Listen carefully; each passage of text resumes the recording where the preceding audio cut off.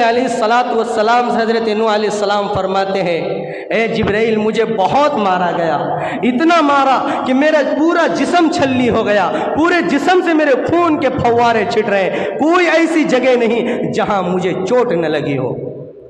हज़रत जिब्राइल अलैहिस्सलाम फरमाते हैं, ओ नूह घबराओ नहीं, अल्लाह ने जन्नत से पानी भेजा है तेरे लिए।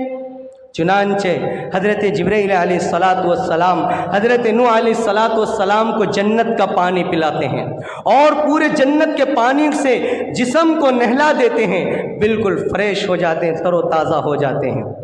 जिस्म के अंदर जो ज़ख़म लगते हैं वो सब ख़त्म हो जाते हैं। फिर पूछते हैं, ए जिब्राइल ये बताओ अब मुझे क्या करना। अल्लाह से पूछो, क्या मैं बहुत थका, पूरा दिन मार खाते खाते थक गया, क्या अब मैं थोड़ी देर आराम के लिए घर जाऊं? फौरन आवाज आई, ऐ नूह घर जाना